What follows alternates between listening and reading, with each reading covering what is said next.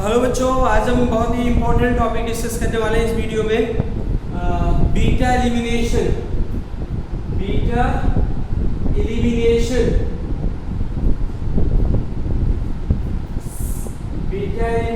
Reaction. इसको क्या कहते हैं बच्चों? डिहाइड्रो हैलोजिनेशन भी बोलते हैं। ओके, तो बीटा एलिमिनेशन रिएक्शन क्या होता है? When alkyl halide heated with alcoholic KOH, elimination of beta hydrogen and halogen takes place.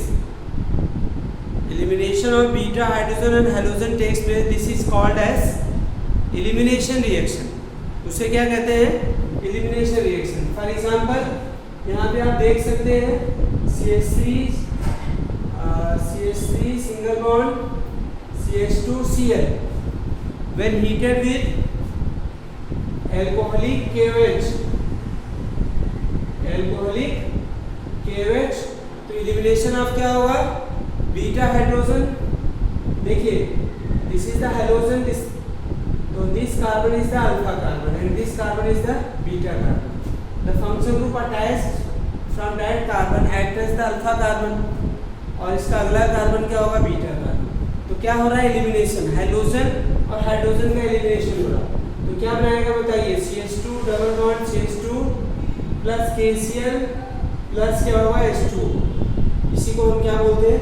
यहाँ पे एल्कोहलिक KOH स्ट्रॉन्ग बेस का वर्क करता है। किसका? स्ट्रॉन्ग बेस का वर्क करता है। तो ये क्या करेगा? H, इसका जो OH माइनस है, जो स्ट्रॉन्ग बेस का वर्क कर रहा है, वो H प्लस आयन को निकालेगा। कौन से H प्लस आयन को निकालेगा? बीटा हाइड्रोजन को निकालेगा। किसको निकालेगा? बीटा हाइड्रोजन को। तो इसलिए यहाँ पे क्या हो जाएगा? आपका एल्कीन बनेगा। क्या बनेगा? एल्कीन। इस कंपाउंड का नाम क्या है? अगर आईयूपीएसी नेम करें तो क्या होगा? इसका इथीन। क्लोरोइथेन से आप इथीन बना सकते हैं।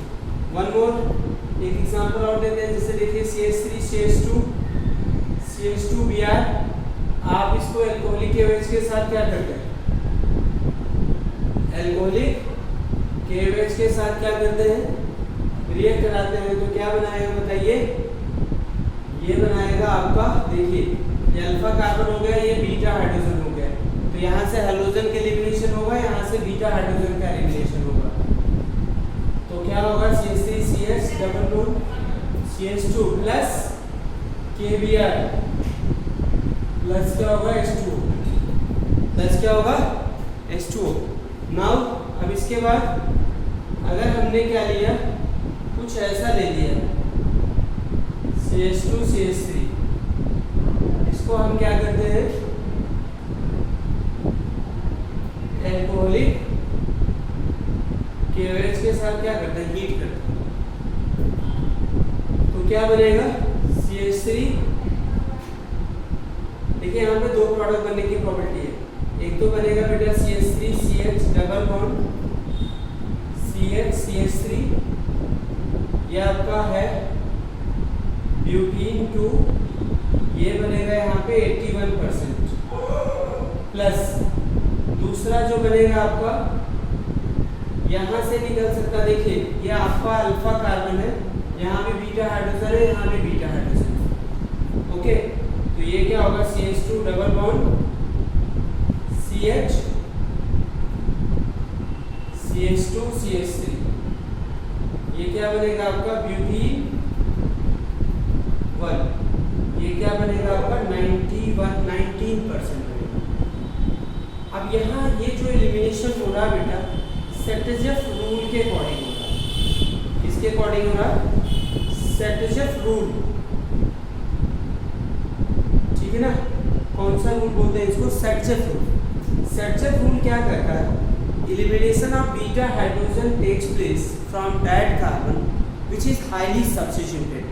मतलब बीटा हाइड्रोजन का एलिमिनेशन वहाँ से होता है जो कार्बन हाईली सब्स्टिट्यूटेड होता है। सब्स्टिट्यूशन का मतलब देखिए, इसमें दो बीटा कार्बन, एक इधर है एक इधर ना। अब ये बताइए, यहाँ पे तीन के तीनों H है, मतलब कोई सब्स्टिट्यूशन नहीं है। जबकि इस वाले कार्बन पे देखिए एक हाइड्रोजन हटा के क्या लगा दिएगा? CH3, यहाँ पे सब्स्टिट्यूशन है। तो हाईली सब्स्टिट्यूटेड कार्बन कौन हुआ? ये वाला लेस सब्स्टिट्यूटेड हुआ। बीटा हाइड्रोजन का एलिमिनेशन कहाँ से होगा? इस कार्बन से होगा। तो elimination of beta hydrogen takes place from that carbon which is highly substituted. जो क्या होता है आपका, इसी को हम क्या बोलते हैं? सेटजेफ रूल बोलते हैं। क्या बोलते हैं इसको? क्या बोलते हैं? सेटजेफ रूल। डन? समझ आ गया? बोलो बच्चों, क्लियर हो गया? तो ये था आपका।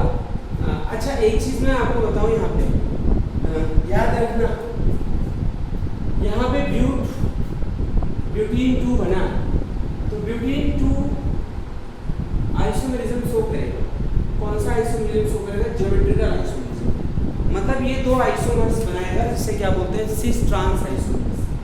जैसे देखिए CH3 CH CH CH3, ये आपका कौन सा आइसोमर है?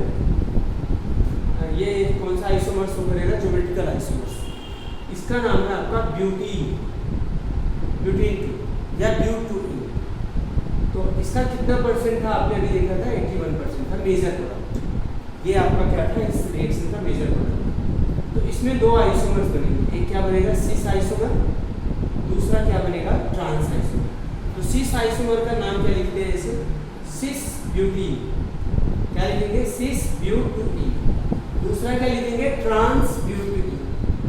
ट्रांस क्या होगा? ब्यूट-2-इन। ये मोर स्टेबल होता है। जो ट्रांस आइसोमर होता है उसकी स्टेबिलिटी ज़्यादा होती है। कैसे? से C डबल बॉन्ड है H, यहाँ पे क्या है? CH3, ये आपका H, ये ज़्यादा स्टेबल होता है due to the symmetrical structure. और सिस ब्यूटीन जो है आपका C, यहाँ पे भी H है, यहाँ भी H है। ओके, इधर क्या है आपका? CH3, इधर भी क्या है? CH3। ओके, तो ये आपका लेस स्टेबल होता है। क्या होता है? ये आपका लेस स्टेबल होता है। आगे से में ये क्या है आपका? More stable. तो यहाँ से कहाँ से एलिमिनेशन हो रहा है? बीटा कार्बन से इसका एलिमिनेशन हो रहा है। समझ आई ना बात? ठीक है ना? तो ये कंप्लीट एग्जाम में पूछा जाता है। ये कितना परसेंट बनता है बेटा? अगर देखिए ट्रांस वाला 71% बनता है और ये 10% बनता है। इसमें भी C जो होगा लेस स्टेबल होता है। Got it? नाउ बच्चे, ये आपका बीटा एलिमिनेशन था। तो इसमें कन्वर्जन आ सकते हैं, इंपॉर्टेंट 2 कन्वर्जन आपको बनाना देता हूँ मैं आपको यहाँ पे 2 कन्वर्जन करने के लिए। क्वेश्चन है आपका राइट द फॉलोइंग कन्वर्जन। ऐसे क्वेश्चन CBSE में आते हैं। Right the following conversion. Right the following conversion. Conversion में क्या है? आपको 1 ब्रोमोप्रोपेन से नंबर 1 ब्रोमोप्रोपेन टू 2 ब्रोमोप्रोपेन क्या बनाना है? 2 ब्रोमोप्रोपेन। दूसरा क्या बनाना है आपको? 2 ब्रोमोप्रोपेन से 1 ब्रोमोप्रोपेन। चलो, ये 2 कन्वर्जन आपको करनी है। 2 ब्रोमोप्रोपेन टू 1 ब्रोमोप्रोपेन। 1 ब्रोमोप्रोपेन। आप एप्लीकेशन सीखिए इस इक्वेशन का, बीटा एलिमिनेशन का। देखिए 1 ब्रोमोप्रोपेन, पहले का आंसर करते हैं हम। ध्यान रखिए CH3 CH2 Br, this is the 1 bromopropane. You have to prepare, क्या करें? CH3 2 ब्रोमोप्रोपेन बनाना। तो मतलब यहाँ से हाइड्रोजन हटा के यहाँ लगाना। तो इतने आसानी से हाइड्रोजन हट जाता है। कैसे हटता? कैसे हटता हाइड्रोजन आपका? CH3 CH2 Br। एलिमिनेशन कैसे होता है? एलिमिनेशन कैसे होता है? इसको किसके साथ हीट करें? एल्कोहलिक KOH के साथ। किसके साथ? एल्कोहलिक KOH के साथ।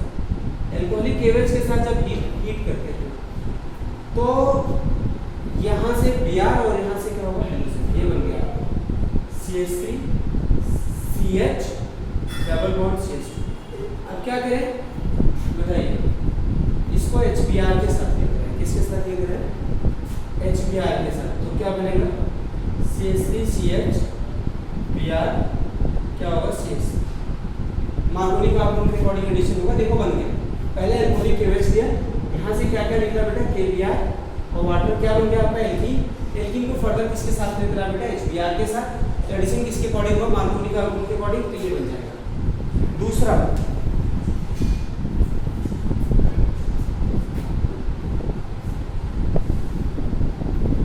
इसके बाद क्या हुआ, दूसरा बना 2 ब्रोमोप्रोपेन टू 1 ब्रोमोप्रोपेन, CH3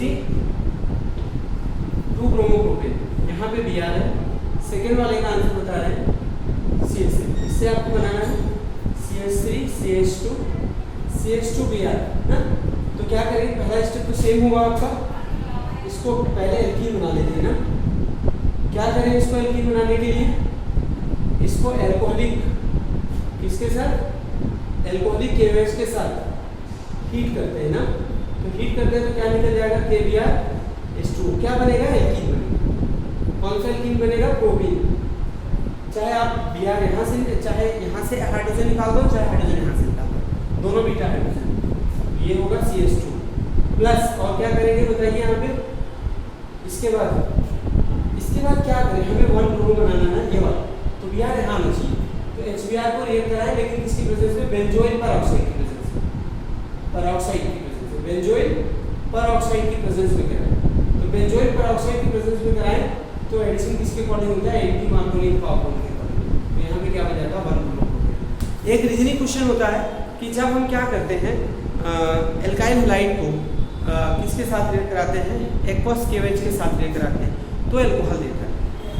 और जब एल्कोहलिक KOH के साथ रिएक्ट कराते हैं तो क्या देता है आपका, एल्कीन देता है। ऐसा क्यों, तो आप ये बताइए, एक्वस KOH वाटर में जो होता है KOH 100% आयनाइज हो जाता है। आयनाइज हो जाने के बाद क्या देता है, OH आयन देता है। और OH आयन जो है, OH आयन H+ को एब्स्ट्रैक्ट नहीं कर पाता क्योंकि वो ज़्यादा हाइड्रेटेड होता है, वो क्या होता है, और वीक बेस होता है, तो H+ को निकाल नहीं पाता।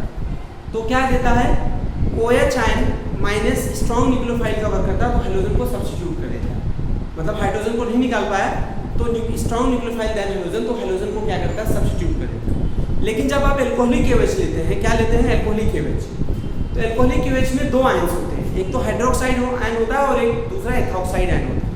क्योंकि एल्कोहलिक का मतलब यहाँ पे इथेनॉल लिया, तो इथेनॉल और KOH स्ट्रॉन्ग बेस होता है, इथेनॉल से H को उसने क्या कर लिया, एक्सेप्ट कर लिया। क्या कर लिया, तो क्या बना लिया, एथॉक्साइड आयन बना लिया। अब वो एथॉक्साइड आयन स्ट्रॉन्गर बेस होता है किससे, OH माइनस से, तो वो एक उसका अब्स्ट्रैक्शन जो होता है H+ के टुवर्ड्स बहुत ज़्यादा होता है। मतलब वो H+ आयन को निकाल लेता है, किससे है, इससे H+ आयन को निकाल लेता है। जब H+ आयन को निकाल लेगा तो क्या बन जाएगा, एल्कीन बन जाएगा। क्या बन जाएगा, एल्कीन। तो ध्यान रखना, एक्वस KOH के साथ रिएक्ट कराते हैं तो एल्कोहल बनता है, वहाँ पे सब्स्टिट्यूशन होता है। लेकिन जब एल्कोहलिक KOH के साथ रिएक्ट कराते हैं तो क्या होता है, एलिमिनेशन होता है। ठीक है ना। अब इसके साथ आज आपको और पढ़ाते हैं हम reaction with highly active metal. Highly active metal कौन कौन से होते हैं, जैसे आपका मैग्नीशियम होता है, सोडियम होता है, ठीक है, ये हाईली एक्टिव मेटल है। जिंक भी होता है।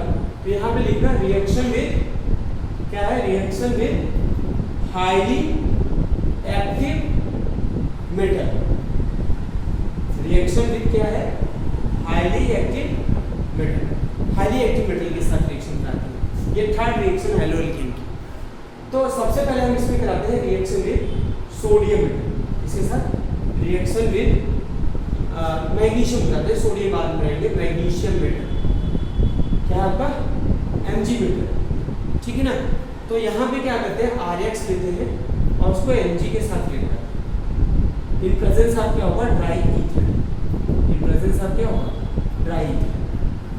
तो ये क्या देता है, RMgX, इसको हम बोलते हैं एल्काइल मैग्नीशियम हैलाइड।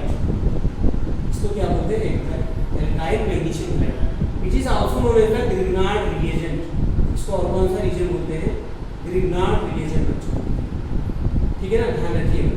अच्छा ये बताइए ड्राई ईथर क्यों लेते हैं, थोड़ा सा समझिएगा। ड्राई ईथर इसलिए देते हैं क्योंकि जो ये कंपाउंड होता है Grignard reagent, it is highly reactive compound. कैसा कंपाउंड होता है, हाईली रिएक्टिव कंपाउंड।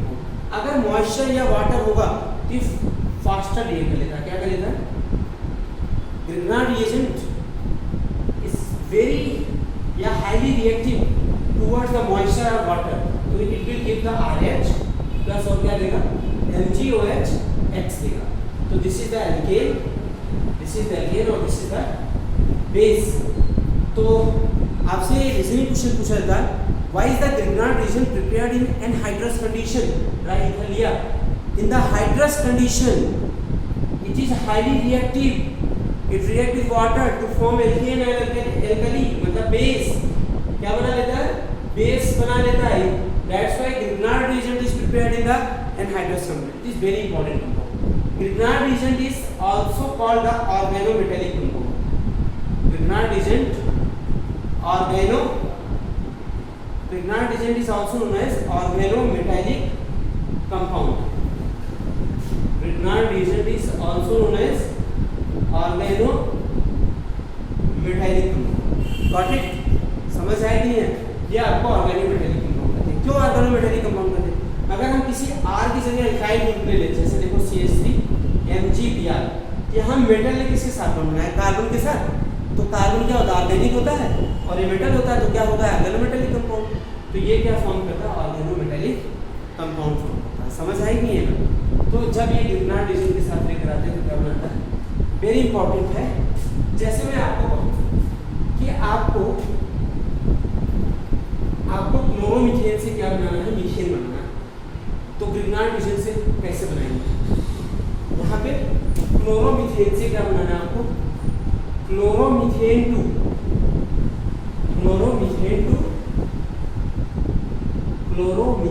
क्या बनेगा, मीथेन बनाना आपको, मतलब हाइड्रोजन निकालना।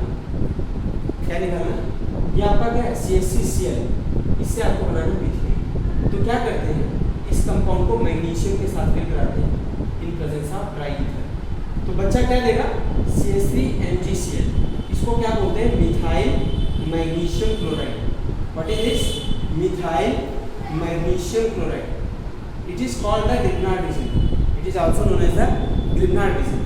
तो व्हेन मिथाइल मैग्नीशियम ब्रोमाइड, बच्चों when methyl magnesium bromide treated with water, इसके साथ ट्रीट करते हैं, वाटर के साथ, तो क्या देता है, CH4 प्लस MgOH Cl, और ये क्या देगा आपका, मीथेन, और ये क्या आपका बेस, इसे क्या कहते हैं, बेस।